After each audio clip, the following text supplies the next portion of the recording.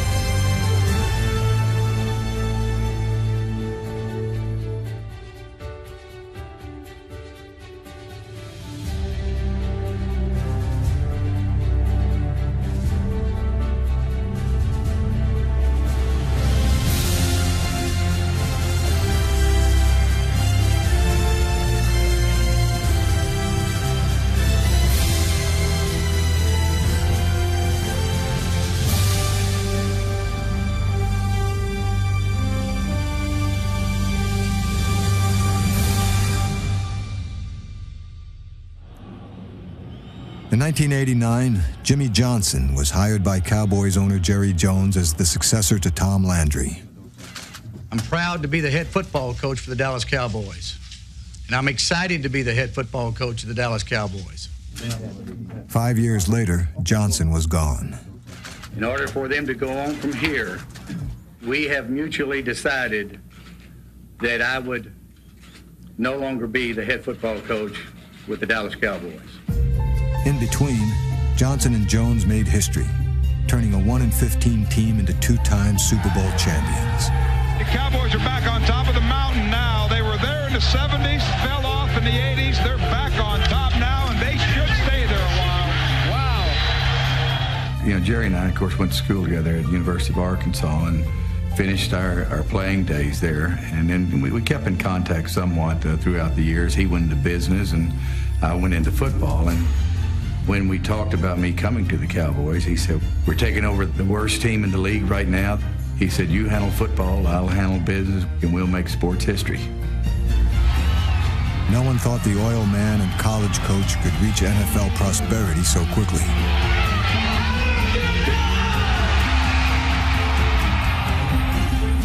And no one could have predicted the two would part ways after back-to-back world championships. Their fractured relationship was one of the distractions the 1993 Cowboys would have to overcome in defending their Super Bowl title.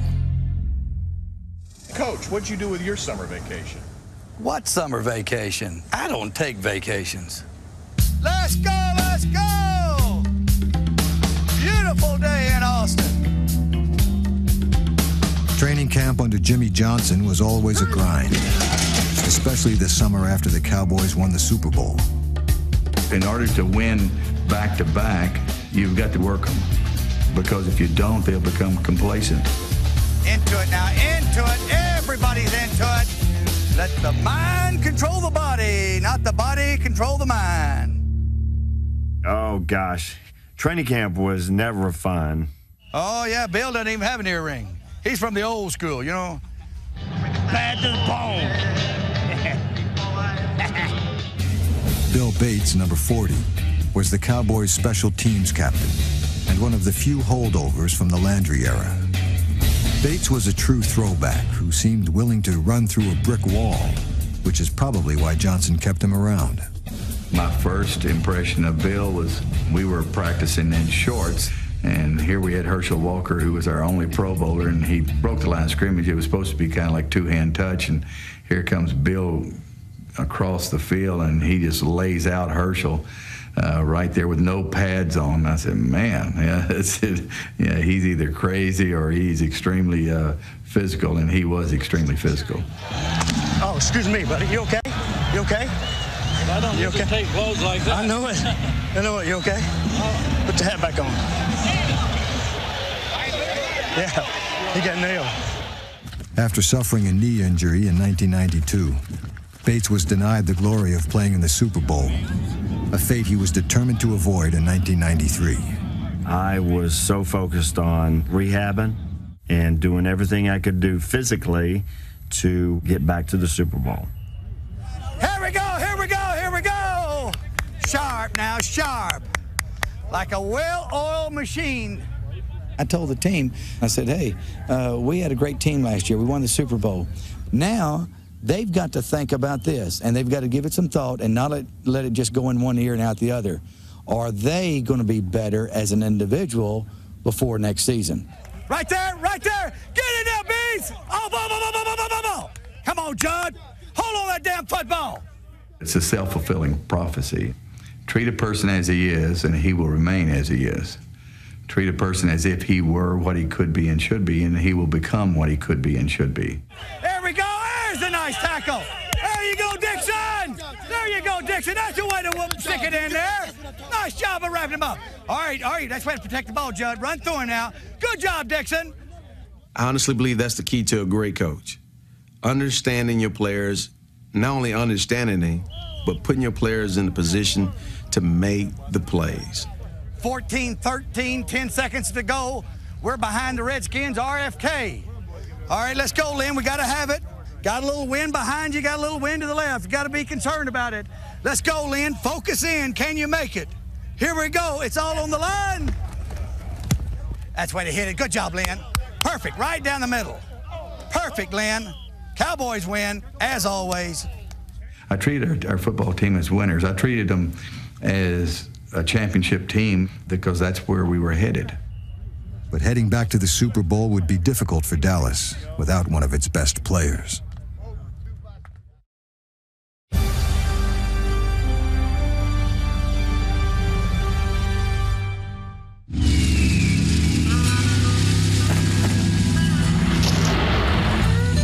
Where are you headed? Super Bowl. Get in. Hey, it's a nice jacket. Thanks. Nice shoes. One potential roadblock for the Cowboys on their trip to the Super Bowl was the contract holdout of Emmitt Smith. I thought I earned the right and deserve the right to be paid as the highest paid running back at the time in the National Football League because of my performance. Leading the league in rushing, going to the Pro Bowl 2 straight years, and now we're coming off a Super Bowl season. But Jerry and I did not see eye to eye. Kind of was like pulling teeth. Cowboys owner Jerry Jones was unwilling to make Emmitt the highest paid running back in the NFL, a distinction held by Detroit's Barry Sanders. So Emmitt held out. In training camp, he was replaced by a 4th-round draft pick named Derek Lassick. So, Lassick, we got to find out for sure what he can do. All right, Derek. See that soft spot? A little more quick. It's got to make that cut, Derek. Come on, Derek. A little bit more power. Derek. Good cut on the thing, but run through him, Derek. August turned to September, and still there was no new contract for Emmitt Smith. In a year with high expectations, no one thought the season could start without number 22. I probably did a very poor job of getting our team ready because me being naive and thinking that he was going to be there for the first game, I prepared the team to play with Emmitt Smith. And when he was not there for the first game, I was in disarray, and we did not play very well. Derek Lassick playing as a rookie wasn't getting it done. everybody knew that we needed Emmett back. I wasn't pointing fingers at Jerry or Emmett. I just wanted it to be resolved. Without Emmett, Dallas lost again a week later. This time at home in a Super Bowl rematch against the Buffalo Bills. Throws, and it's broken up.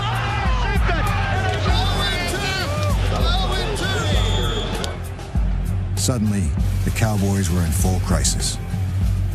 I just remembered that, we were, inefficient offensively, and our kicker missed a couple of kicks that could have won the game. I remember it was Lynn Elliott. He came over on the sideline, and I said something to him. He said, "Coach," he said, "I've just lost my confidence." Well, that's all I needed to hear. I cut him and got me a new kicker.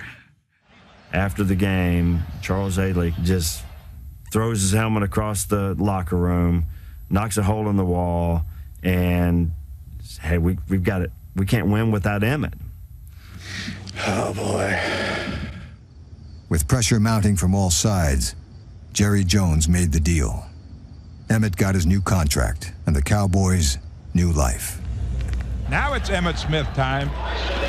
Sorry, got in the season a little bit late, but I think we can put this thing together and go on and win it all. No team in NFL history has ever started 0-2 and go on to win the Super Bowl. First down to 20. The 15 is gone. First touchdown of the year for Emmitt Smith. 22 yards for number 22. With Emmett back in the fold, Dallas ran off 4 wins in a row. Sweep to Smith on a toss right, great block. Cuts to the 15. Left to the 2-8 block to the 10. Emmitt Smith to the 5. Stiff arm to the goal line. Touchdown, Emmitt Smith. On Halloween, the 4-2 Cowboys traveled to Veterans Stadium, their own personal house of horrors, with a chance to move into first place in their division. So 6 years, we only won 1 game here. I never enjoyed playing in Philadelphia. Rainy Philadelphia, gotta love it. They call it the city of brotherly love. You get no love in Philly. Everybody in the stadium is totally against you. In a hostile environment, Emmitt Smith and the Cowboys gutted the Eagles with a basic running play, the lead draw. It's the play that everybody tried to stop but couldn't figure out truly how to stop it. Emmett, did he go right or left? Straight down the pipe on the last one. When we first got him, we tried to run him on sweeps, and he really wasn't a good sweep runner. He's more of an inside runner. So the lead draw was our bread and butter. In a lead draw, the center and guard block down on the defensive tackle. The fullback leads through the hole, and Emmett runs to daylight. It was definitely one of our plays where we as players, when we called it, we expected something big to happen. All right. Smith finished the night with 237 yards, and Dallas improved to 5-2. And off Smith, straight up the middle, and he may be gone. He's got the 50, he's got the 40, he's got the 20, Eric Allen, 6, the 5, 62-yard touchdown, Emmitt Smith. Hey, we're going for number 2, baby.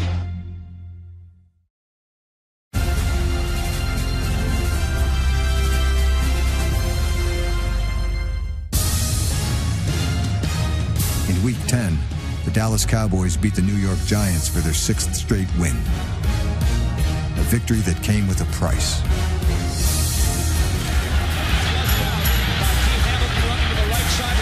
And trips.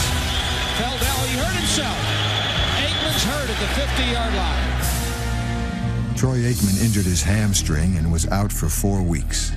Without a veteran quarterback on the roster, the Cowboys turned to Bernie Kosar, who had recently been cut by the Cleveland Browns. When Kosar was released, my time with him at the University of Miami, I knew that he was a very intelligent player and he could come in and help our football team. And in fact, I even picked him up at the airport and I said, "Can you learn the offense in a week?" 3 days later, Kosar was starting against the Cardinals. Bernie stepped right in, calling plays, drawing plays up in the dirt, because he can't call the whole system out, telling individual players what routes to run, and led us to victory. Kosar may not have known all the plays, but he knew where to go with the ball. Spins across the 25 and breaks a tackle.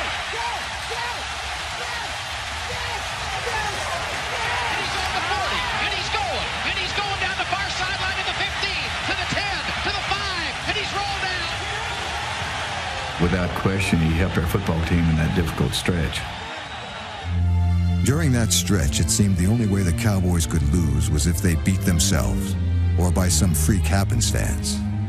Both occurred against the Miami Dolphins on Thanksgiving Day. It was snowing in Texas. It was obviously a crazy day because here you got snow Thanksgiving in Dallas. And of course, I hate cold weather and I hate snow. And so that should have been an omen right there. We fought a very tough football game against Miami that day, and late in the game, we ended up going ahead. Intercepted by Bill Bates. I mean, that was a lot of sliding. It was a fun game to play until the end of the game. Miami's trying to go in and kick a field goal with less than 15 seconds, I believe, left in the game. And if they make it, game's over. If they miss it, we win. We blocked the field goal. It's a 41-yarder. It's a first down kick, and it's blocked. It's blocked and rolling around at the 10-yard line. You can see the ball spinning around on the white snow.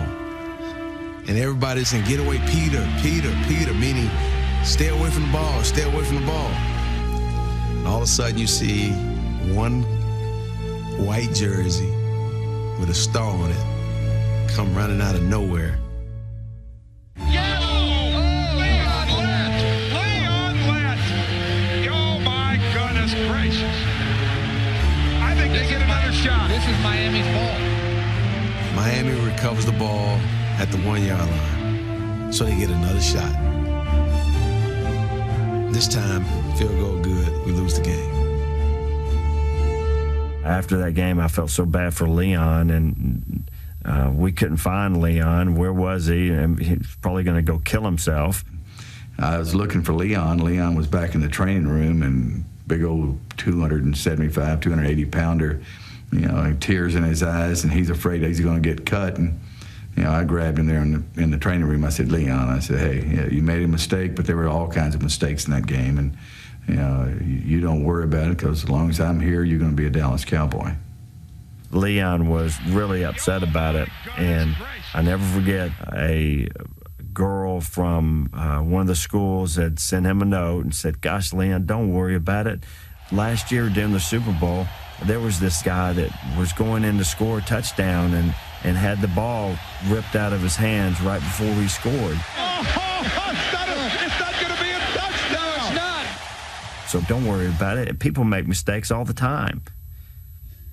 It happened to be the same guy. It was going to be a 62-yard touchdown return by Leon Lett. Oh, Leon! The loss to Miami dropped the Cowboys behind the Giants in the NFC East. Worse still, rumors began to circulate that they might lose their head coach at the end of the season.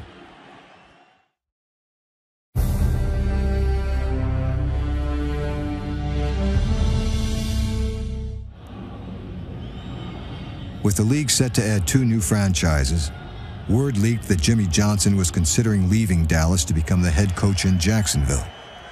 Naturally, this upset owner Jerry Jones, who had just renewed Johnson's contract. I believe that rumor got back to Jerry, and Jerry said that, well, maybe he ought to fire Coach Johnson for those reasons. You know, Jerry said, for instance, that, hey, if somebody came calling, and this was referred back to me by Roy, saying he should say, hey, I'm not interested. It's very, very easy not to be interested when you own the Dallas Cowboys and you have multi-millions of dollars. I mean, if you're a working stiff like I am, and like a lot of people are, you know, obviously you look at things. And so Johnson often used the media as a means to send a message, whether it was to Jerry Jones or more often to his players. If our players hear it through you and it makes them play better, then I've accomplished what I set out to do. It's just that I was aware of anything that I was saying to the media or anything that I was doing was going to go right back to the players. And so when I talked to the press, I just kind of visualized that I was talking to the team. What I'm having right now, I'm having a nice team meeting. Yeah. The former psychology major also employed more direct means of motivation. After a lackadaisical win over the Minnesota Vikings in Week 15, Johnson ripped into his players. I was infuriated at the team because we played so poorly. We won, but we weren't preparing ourselves for the playoffs. Coach Johnson made us feel like we had lost the game by 40 points and had gotten in Charles Haley's face and said he wasn't playing hard enough. Charles came in late after I'd already started my speech to the players.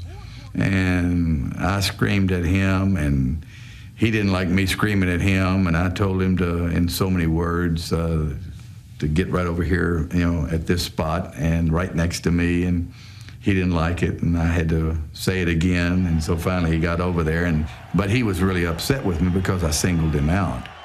Did he ever get in your face? Yes, it happened. It happened one time where he made me mad, but then he came back and said to me, I had to do that, don't you? And I said, yeah, I understand. He said, you understand why I did it? He said, because I want everybody around here to know that if I can get on my superstar players, that they don't have a chance. Jimmy had a way of pushing the right buttons at the right time and a way of keeping his ball club focused.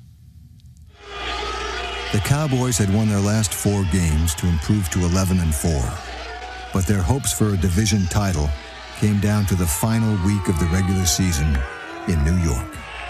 Emmett, hot up tonight, Emmett! You're gonna get hammered all day, Emmett! We needed to win this game against the Giants in order to secure home field advantage and secure that bye week. We had a lot of guys hurt. We needed to recover, and getting a week off before the playoffs started was vital to our team. All right, let's go now. Get after your ass, let's go. The Giants didn't make it easy. Right before the half, I get a handoff, cut on the right side, and I'm off to the races. I'm not the fastest guy in the world.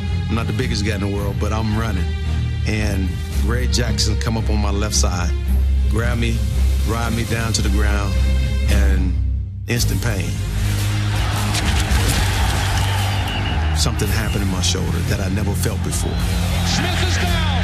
Emmitt Smith is down at the Giants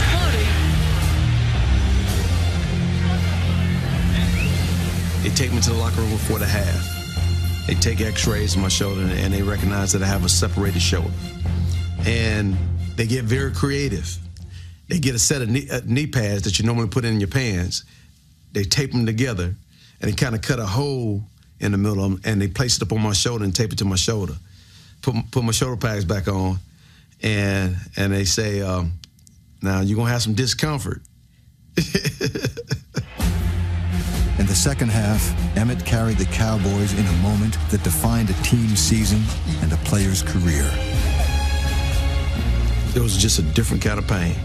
And every time I got hit, every time I hit the turf, all I could hear, just cracks just happening all in my chest and in my shoulder. That's what it sounded like.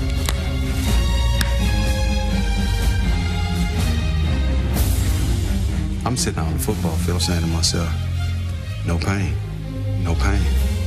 I'm just talking to myself, no pain. And tears are rolling out my eyes. I'm trying to convince myself that there's no pain. But I'm feeling all the pain.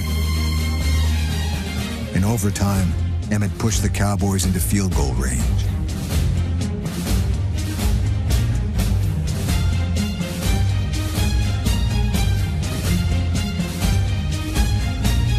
To see him fight through the pain that he had inspired us all. They'll never forget forget the day Emmitt Smith ran 32 times for 170 yards and caught 10 balls for 62 and did most of it with one arm. Here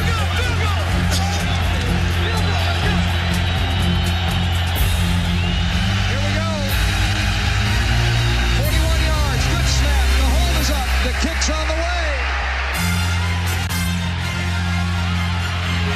Cowboys win. What a great game.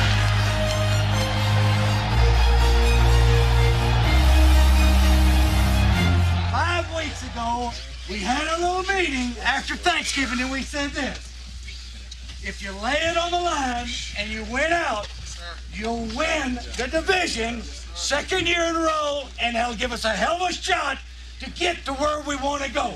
Hey, you've been under the gun, you've been under the pressure, you had to do it on the road. One hell of a job.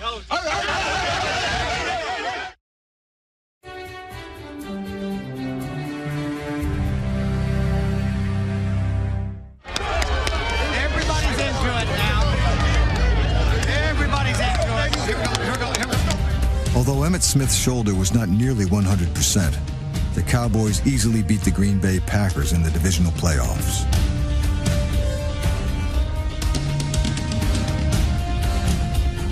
For the second straight year, they would face the San Francisco 49ers for the NFC Championship.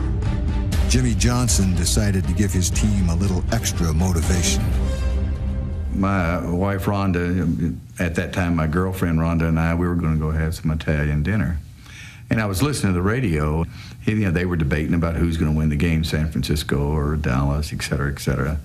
And so I said, well, I'll just solve this right here and now. And so I called in. I said, we will win the ball game. And you can put it in 3-inch headlines. We will win the ball game. I didn't think that it would cause that much uproar. The next morning, I did see Emmitt, and Emmitt said, well, Coach, he said, you wrote a check. I guess we're going to have to cash it. That's Coach Johnson way. You know what I mean? He comes in and says, hey, this is what we will do, period. And hey, if you hear that enough, you'll be like, yeah, we will do this and we will do that. I mean, it's just an attitude, and that's what he installs in us. Maybe it was the Pygmalion effect and the self-fulfilling prophecy. I know this. It irritated San Francisco players. Probably one of the classiest players that's ever played the game, Jerry Rice.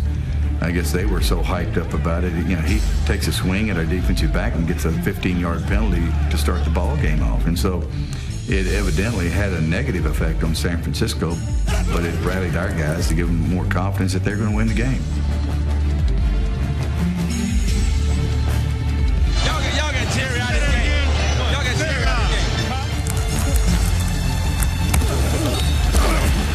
Johnson's bravado had the desired effect. The Cowboys knocked Steve Young and the Niners off their game. They South Haley over the middle. The ball's intercepted by Everett on a deflection to the 30, to the 24-yard line. With a 21-point lead, a Dallas victory seemed all but assured, right up until the second play of the third quarter. It's the NFC Championship game. One game away from Super Bowl. We win it. We're trying to close the game out. And all of a sudden, Troy dropped back to pass. And a guy kind of like dives over his head, but his knee grazes his helmet. Look like a graze, but it catches him in the helmet. Totally just sent him straight to a whole nother planet. And Aikman is woozy, walking around holding his head. He stays in, but Aikman is shaken up. He stayed in the game and called the next play, and then we ended up going to the sideline, and then they just said Troy had a concussion. And he was just like in the middle of no man's land. Once more, the Cowboys called on Bernie Kosar. And once more, Kosar delivered. Kosar back to throw, short slant. Oh, Harper caught it, he's breaking away. 20, he's going to score to the 5, touchdown.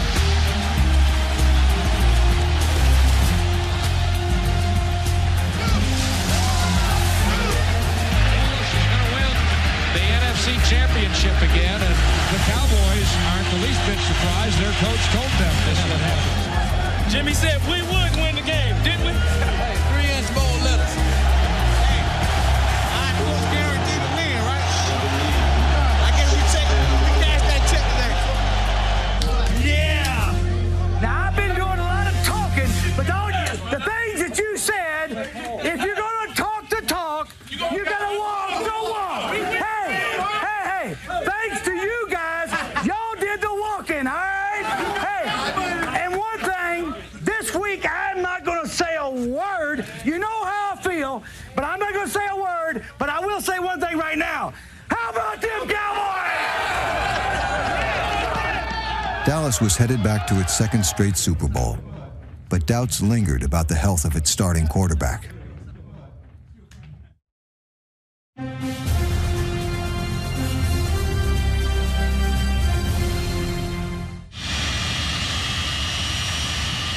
The Dallas Cowboys arrived in Atlanta for the Super Bowl, reflecting the cool confidence their coach had shown them a week earlier.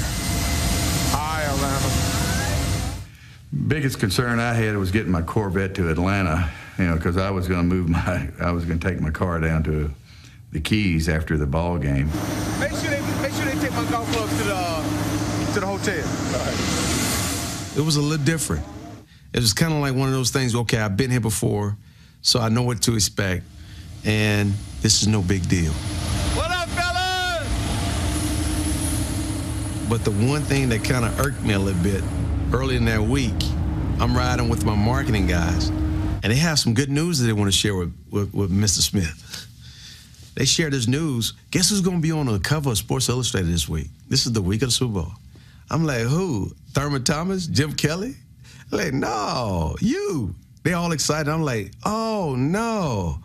Have y'all lost y'all mind? Get me off the cover. I'm like, man, this is Sports Illustrated jinx. This is not the week to put me on the cover. The Cowboys only had a week to prepare for Super Bowl 28, and there was concern over the health of their quarterback.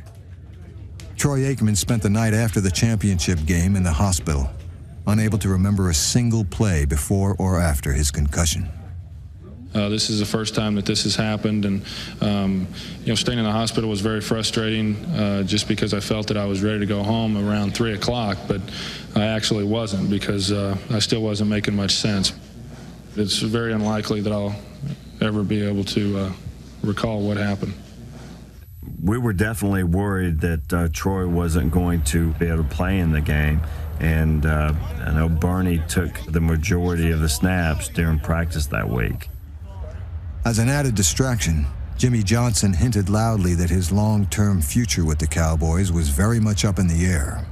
I don't have any thought right now that I'll be doing anything else, but I'm not 100% going to do anything. I go like a racehorse as hard as I can for as long as I can, but I'm not concerned about doing it for 29 years. Let's go. For this week at least, Johnson was focused on preparing his team for the Buffalo Bills. I made my first presentation to the players, and I said, guys, just think about this. We are the best team. I said, if we played out here on the practice field with nobody watching, no pressure on you, I said, we'd beat the hell out of them, and I think you know that. I said, it's all in your mind. I said, if I put a 2x4 here on this floor, and I say, walk this 2x4, every one of you, you'd be able to start at one end and end up the other. Big guys, little guys, there'd be no problem. I said, if I put this 2x4 up about 15 feet, and I say, walk this 2x4, then your thought process is, don't fall, don't fall, don't fall. And what's going to happen? You fall. And I said, so when you think about playing the Super Bowl, you don't think about millions of people watching you. You don't put that kind of pressure on yourself. You keep the thought process that you're on the practice field and nobody's watching, and you're the best team, so you win. This was easier said than done, especially for Bill Bates, whose knee injury kept him from participating in a previous Super Bowl. I'm trying to keep from hyperventilating before the kickoff. I might just pass out right now. So here we are again, same time next year. The Dallas Cowboys and the Buffalo Bills in the Super Bowl.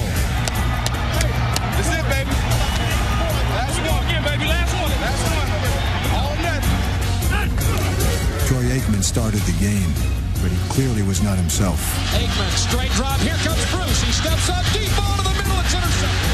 And the Buffalo Bills have come to play in this Super Bowl. Come on, let's go. Keep your head in the ball game. Let's go.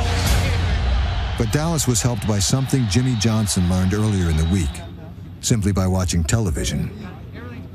You know, at all the Super Bowls, they would let cameras come in just for the first couple of minutes to get what they call B-roll before your practice. And I was watching just a local sports station, and it had the B-roll of Buffalo warming up. And I saw Jim Kelly taking the football without anybody else other than Thurman Thomas and pitching it like a shuffle pass. And it looked to me like they were actually practicing the pitch. And so I went back to my defensive coordinator, Butch Davis. I said, Butch, have they run the shuffle pass? I don't recall seeing it on any of the game film. And that we went all the way back through. They hadn't run the shuffle pass all year long. As it turns out, I think they ran it like 3 times. We ended up stopping for losses. I actually got a fumble, one of the biggest plays in the ball game. Kelly with a shovel pass to Thomas and fumble! Thurman Thomas fumbled the ball and stripped of it coming forward on that shovel pass. And the Cowboys have claimed a fumble. Oh, man, oh, man, oh, man. So just by luck, I was watching television and able to pick up the shuffle pass. I told Jim Kelly about it years later, and I had a laugh. He didn't laugh very much. Despite their tactical advantage, the Cowboys produced only 2 field goals by halftime and trailed 13-6. But nobody was panicking. Jimmy seemed pretty calm. At halftime, normally I really wouldn't be involved in a lot of the adjustments, but I stood up in front of the offense before we took the field the second half and said, guys, here's what we're going to do. We'll make some adjustments on our little counter play to Emmett, and we're going to take the ball, we're going to receive the kickoff, we're going to take it down the field, we're going to jam it down their throats, and we're going to play physical football and get back in this game. And I'm like, okay, get it to me. We came out of that locker room like game busters.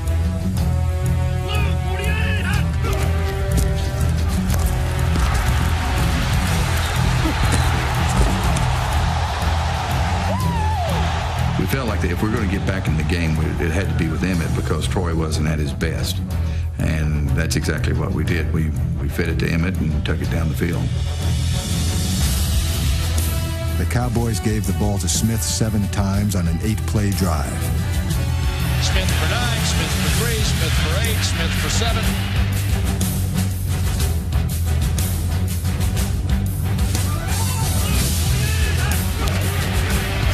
Aikman draw to Smith. Tackle that breaks away to the 10, to the 5. Touchdown, Evan Smith. Oh, what a run by the league's MVP. He was hit in the backfield. He was going to go down. Almost all backs would have gone down. And the Cowboys have turned this game dramatically. In that moment, the game was over. We never gave Buffalo a chance to truly settle back in. From that point on, we hit them with a flurry of shots. It was like a boxer closing out a knockout. 4th and goal at the 1. Wentz, pitch left to Smith, blocked from Johnston. Touchdown, Emmitt Smith.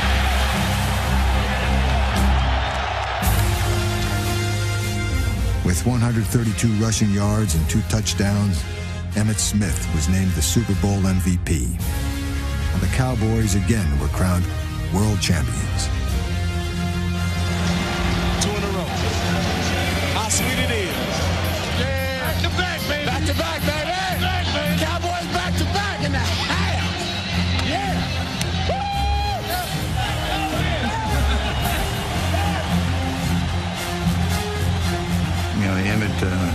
we had a special relationship. So when he messes up my hair, we laughed about it and everything. I said, hey, you can mess it up anytime we win a Super Bowl. It was a game like their year. They started 0-2. They were in deep ruts. Everybody said they couldn't do it. Well, guess what? Dallas, your Cowboys are still champions. It was everything that I wanted it to be and more. And after that game, I made sure that I found the Lombardi Trophy, and I would not let go of it. I wanted to cherish that moment because, gosh, I didn't know if I was going to be back there again. I think everybody's kind of gotten a kick out of Jimmy and Jerry and thinking that we were at each other's throat. When you win these kind of things, the only thing you're going to do at each other's throat is hug it. Jimmy Johnson and Jerry Jones stood on the winner's podium for the second straight year. It was the last time they would stand there together. Johnson's tenure as the Cowboys head coach ended 2 months later.